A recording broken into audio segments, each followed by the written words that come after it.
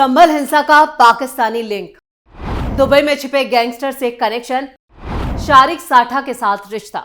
नमस्कार, आप सभी का बहुत बहुत स्वागत है। आप देख रहे हैं स्पेशल स्टोरी। मैं हूं परवीन शेख।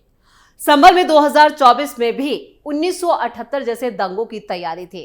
जैसे 1978 में एक मौलवी की हत्या की झूठी अफवाह से हिंदू विरोधी दंगे भड़काए गए थे, उसी तरह 4 लोगों की हत्या की खबर से फिर दंगे भड़काने की तैयारी थी। ये संभल हिंसा को लेकर पुलिस की तरफ से बहुत बड़ा खुलासा है।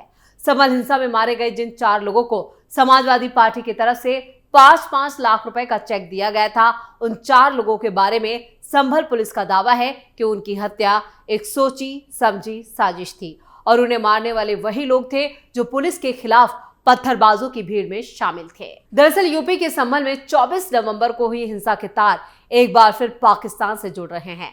हिंसा के दौरान मारे गए बिलाल अंसारी और आयान की हत्या करने के आरोप में गिरफ्तार आरोपी का भी पाकिस्तानी कनेक्शन सामने आया है, क्योंकि हत्या के आरोप में जिस आरोपी मुल्ला अफरोज को गिरफ्तार किया गया है वो दुबई में छिपे गैंगस्टर और प्रदेश के मोस्ट वांटेड अपराधी शारिक साठा गैंग से जुड़ा है, जिसको लेकर दावा किया जाता है कि वो डी कंपनी के लिए काम करता है। वहीं एसपी कृष्ण कुमार बिश्नोई ने पाकिस्तानी कनेक्शन को लेकर खुलासा करते हुए कहा है कि संभल हिंसा में पाक समर्थित तत्वों ने हिस्सा लिया था और देश की सुरक्षा को खराब करने का पूरा प्रयास किया गया था। गिरफ्तार किए गए मुल्ला अफरोज के मोबाइल से एक कॉलिंग एप्लीकेशन मिली है। दुबई में बैठा संभल हिंसा की स्क्रिप्ट लिखने वाला शारिक साठा इसी कॉलिंग ऐप के जरिए भारत में अपने गुर्गों से बात करता था। संभल के कई लड़के यहां से फरार होकर पाकिस्तान में ऑपरेट हो रहे हैं। इसी तरह की खुफिया सूचनाएं भी मिली हैं। आपको बता दें कि सबसे पहले 3 दिसंबर 2024 को जामा मस्जिद के पीछे हिंसा वाली घटनास्थल पर सर्च ऑपरेशन के दौरान पाकिस्तान ऑर्डिनेंस फैक्ट्री में निर्मित 9mm का एक जिंदा कारतूस और एक खोखा मिला था, जिसके बाद संभल हिंसा के तार पहली बार पाकिस्तान से जुड़े और उसके बाद पुलिस की खुफिया एजेंसी से लेकर केंद्रीय खुफिया एजेंसी तक अलर्ट हो गई थी। दूसरी बार संभल हिंसा में पाकिस्तान कनेक्शन की एंट्री 17 जनवरी को हुई, जब संभल के मोहम्मद अकील नाम के एक युवक ने हिंसा का जिक्र करते हुए पाकिस्तानी मौलवी से बातचीत का वीडियो जो था वो सामने आया। अकील पाकिस्तानी मौलवी से संभल हिंसा के दौरान मारे गए युवकों को शहीद बोलने या नहीं बोलने का सवाल पूछ रहा था। इसके अलावा हिंसा के दौरान भीड़ के द्वारा पत्थरबाजी की बात भी स्वीकार करता हुआ दिख रहा था। फिलहाल पुलिस को 2 जो टीमें हैं वो संभल निवासी अकील की तलाश कर रही हैं। पुलिस की टीमों के साथ खुफिया एजेंसियां भी जांच कर रही हैं। पुलिस जानना चाहती है कि संभल के जिस युवक ने सीधे पाकिस्तानी मौलवी से संपर्क किया उसके पीछे कोई और है या फिर सिर्फ इसी लड़के ने काम किया, साथ ही उसका असली मकसद क्या था। इसके बाद संभल हिंसा का तीसरी बार पाकिस्तानी कनेक्शन 19 जनवरी 2025 को सामने आया, जब हिंसा के दौरान मारे गए बिलाल अंसारी और आयान की हत्या के आरोप में दुबई में बैठे डी कंपनी से जुड़े गैंगस्टर शारिक साठा गैंग के गुर्गे मुल्ला अफरोज को पुलिस ने गिरफ्तार किया। उसके पास से 32 बोर की पिस्टल बरामद हुई। इसको लेकर एएसपी शिरीष चंद्र ने कहा कि संभल हिंसा के दौरान शारिक साठा गैंग का गुर्गा मुल्ला अफरोज हिंसा के दौरान मौके पर मौजूद था और उसी की गोली से बिलाल और आयान की मौत हुई थी। संभल हिंसा की रची गई साजिश। संभल हिंसा से जुड़े मामले में गिरफ्तार किए गए मुल्ला अफरोज के पास से मिले मोबाइल फोन की जांच पड़ताल के बाद पुलिस अधिकारियों का दावा है कि आरोपी आपस में व्हाट्सएप कॉल पर नहीं बल्कि इसी ऐप के जरिए बातचीत करते थे। ऐसे में संभल पुलिस को आशंका है कि कहीं संभल हिंसा के स्क्रिप्ट लिखने के लिए भी तो इसी ऐप का इस्तेमाल नहीं हुआ है। इसलिए पुलिस अब मोबाइल फोन की क्लोनिंग और फॉरेंसिक जांच भी कराएगी और इससे कुछ और चीजें भी निकलकर सामने आएंगी, तो कई अहम सबूत पुलिस के हाथ लग सकते हैं।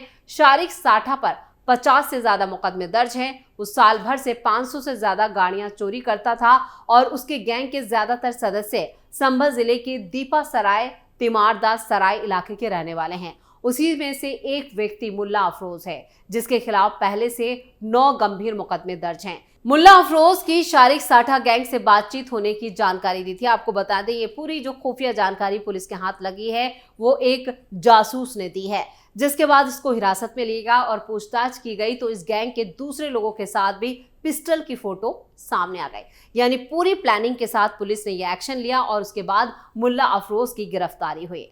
संभल दंगा जांच के लिए पहुंचा न्यायिक आयोग। इधर उत्तर प्रदेश सरकार के गठित न्यायिक आयोग ने पिछले साल 24 नवंबर को शाही जामा मस्जिद के सर्वे के दौरान दंगों से प्रभावित इलाकों का निरीक्षण यानी का औचक निरीक्षण किया और गवाहों के बयान दर्ज करने के लिए मंगलवार को संभल का दौरा भी किया।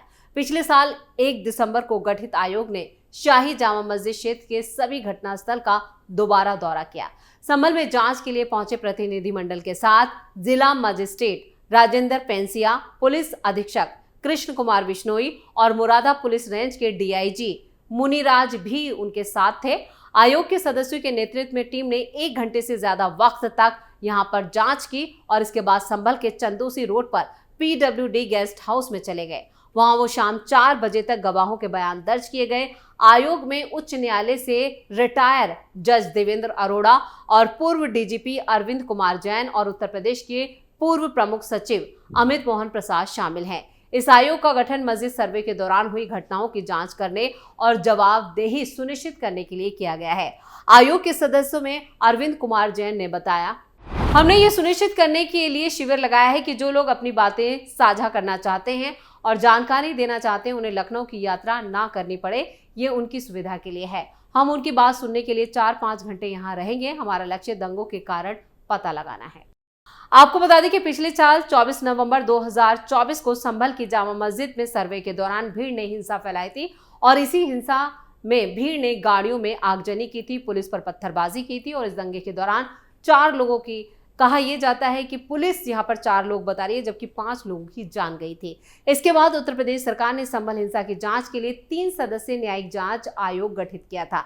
पिछले साल 1 दिसंबर को न्यायिक जांच आयोग संभल हिंसा की जांच करने के लिए रिटायर जज देवेंद्र अरोड़ा और पूर्व डीजीपी अरविंद कुमार जैन पहुंचे थे, लेकिन पूर्व प्रमुख सचिव अमित मोहन प्रसाद नहीं पहुंच पाए थे, जिसके बाद मंगलवार को सुबह 10 बजे न्यायिक आयोग की पूरी टीम पुलिस और प्रशासनिक अधिकारियों के साथ संभल पहुंची। पुलिस का बड़ा एक्शन। उत्तर प्रदेश के संभल में 24 नवंबर 2024 को हुई हिंसा के सिलसिले में पुलिस ने 10 आरोपियों को भी गिरफ्तार किया। इनमें एक पुलिस पर फायरिंग करने वाला आरोपी भी शामिल है। पुलिस ने सभी की मेडिकल जांच कराई है, इनको अदालत में पेश किया गया और इस तरह अब तक 70 से ज्यादा आरोपियों की गिरफ्तारी हो चुकी है।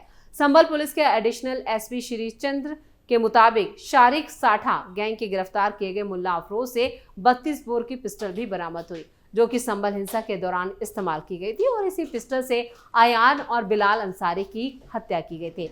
संभल पुलिस के मुताबिक गिरफ्तार आरोपियों में एक मुल्ला अफरोज शारिक साठा गैंग से जुड़ा है, जैसा कि हमने पहले आपको स्टोरी में बताया, और ये एक बड़ी कामयाबी यूपी पुलिस के लिए। आरोपी दुबई में बैठे शारिक साठा से ही लगातार संपर्क में रहता था। शारिक साठा उत्तर प्रदेश का मोस्ट वांटेड क्रिमिनल है। वो अंडरवर्ल्ड डॉन दाऊद इब्राहिम और पाकिस्तानी खुफिया एजेंसी ISI के लिए भी काम करता है। इस तरह के इनपुट्स भी खुफिया एजेंसी के हाथ लगे, कई अहम सबूत मिले।